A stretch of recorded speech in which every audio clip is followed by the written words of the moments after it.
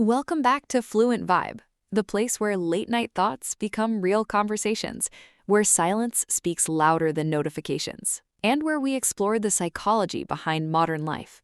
Tonight's topic feels personal for almost everyone listening right now: social media. Not just apps, not just entertainment, not just scrolling. We're talking about something that quietly entered human life and slowly began changing the human brain itself. Yeah, most people think social media is harmless, just memes, videos, photos, messages, but the deeper reality is much more psychological than people realize. Because every swipe, every notification, every reel, every like changes the way your brain reacts to the world. Attention spans changed, confidence changed, relationships changed, emotions changed, even loneliness changed. And the scary part is, most people never notice it happening. Think about this honestly. What's the first thing most people touch after waking up? Their phone. Not sunlight, not fresh air, not another human being. A screen. Yeah, most people check notifications before emotions. That's modern life now. And the human brain is extremely sensitive right after waking up. The first information you consume often shapes your emotional direction for the day. One notification can instantly change your mood. A message ignored, a low-view post, an attractive influencer traveling the world while you're still trying to understand your own life. And suddenly, comparison starts before breakfast. Humans were never designed to compare themselves with millions of people daily. Before social media, people mostly compared themselves with neighbors, classmates, maybe coworkers. Now the brain compares itself with entire planets of people every single hour. And comparison online feels endless because there's always someone richer, funnier, more attractive, more successful, more confident, more famous. And even when people logically know social media is edited, their emotions still react as if it's real life. That's the dangerous part. Because the brain emotionally responds faster than logic, and social media is built around emotional reactions. That's why dopamine becomes so important in this conversation. Most people misunderstand dopamine. Dopamine is not happiness, it's anticipation, the expectation that something rewarding might happen. Which explains why people refresh apps every 5 minutes for absolutely no reason. Maybe someone texted, maybe someone liked the post, maybe something exciting happened. Your brain keeps searching for small rewards, and social media gives unpredictable rewards constantly. That unpredictability is what creates addiction. One funny video, one emotional reel, one shocking post, one attractive face, one motivational clip. Tiny dopamine spikes over and over again. And eventually, the brain adapts to fast stimulation. Then real life starts feeling slower. Books feel boring. Studying feels painful. Silence feels uncomfortable. Conversations feel less stimulating. Even movies feel too long now. People can watch 6 hours of short videos, but struggle focusing for 20 minutes on important work. That's not just laziness anymore. That's neurological conditioning. Short-form content trains the brain to expect constant change, fast edits, fast jokes, fast emotions, fast rewards. And once the brain gets used to speed, anything slower starts feeling mentally difficult. That's why attention spans globally are collapsing. People struggle staying focused deeply because the brain became addicted to novelty. Every few seconds online, something changes. New music, new joke, new trend, new opinion, new face. The brain never settles. And constant switching weakens deep attention, which also affects memory. Because memory requires focus. When attention becomes shallow, experiences become shallow too. That's why people consume huge amounts of information daily, but barely remember what they watched yesterday. The brain becomes overloaded with information but starved for meaning. And honestly, that sentence explains modern mental exhaustion perfectly. People are mentally full but emotionally empty. Another massive psychological effect of social media is validation addiction. Humans naturally seek social approval, that's normal, but social media transformed approval into numbers, likes, views, followers, shares.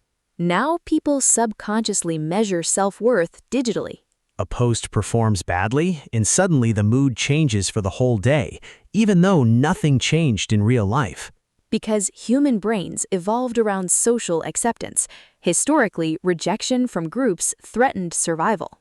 Which means the nervous system still reacts strongly to social rejection, even digitally. That's why getting ignored online can genuinely hurt emotionally. And people check notifications obsessively because they're chasing emotional reassurance. Validation became instant, public, and addictive. Especially for teenagers. Their identities are still developing. Imagine growing up where popularity updates publicly every minute. That level of pressure is psychologically intense. And social media also changed relationships deeply. People are more connected digitally, but often more disconnected emotionally. Because communication is not the same as connection. Sending reels all day doesn't automatically create emotional intimacy. Real connection requires presence, eye contact, attention, silence, energy. But modern conversations are constantly interrupted by screens. People half listen now. Yeah, someone says something emotional and the other person replies while checking notifications. That changes relationships slowly. People feel unseen, unheard, emotionally disconnected. And loneliness today feels different than loneliness in the past. Because modern loneliness happens while surrounded by constant digital activity. Someone can talk to hundreds of people online and still feel deeply alone. Because humans need emotional understanding, not just interaction. Many people now experience ambient loneliness, constant digital communication, but very little emotional closeness. And because social media makes everyone appear socially active, lonely people often feel like they're the only ones struggling. But secretly, millions feel exactly the same way. Another thing social media changed dramatically is boredom. Or, honestly, the complete disappearance of boredom. Years ago, humans experienced empty moments naturally, waiting in line, sitting near windows, traveling quietly, thinking deeply. Now, every empty second gets filled instantly with stimulation. Waiting somewhere, scroll. Eating alone, scroll. Before sleeping, scroll again. Right after waking up, scroll again. The brain rarely experiences stillness anymore. And silence is important psychologically. Silence helps humans process emotions, reflect deeply, understand themselves. But constant stimulation prevents reflection. That's why many people feel disconnected from themselves now. They're constantly distracted from their own thoughts. And sometimes people are scared of silence because silence forces self-awareness. Social media also changed anxiety levels globally. Because the nervous system never fully rests now, notifications create tiny stress responses all day long. Even hearing notification sounds can trigger automatic emotional reactions. Sometimes people check phones even when no notification appeared. That's how deeply conditioned the brain becomes. And algorithms understand human psychology frighteningly well. They study behavior constantly, what keeps attention longer, what creates emotional reactions, what increases engagement. Because attention creates profit. That means social media platforms are not designed primarily for peace. They're designed to keep people emotionally engaged. Which explains why outrage spreads so quickly online. Anger keeps people watching, fear keeps people clicking, comparison keeps people consuming. And over time, your digital environment shapes your emotional state without you realizing it.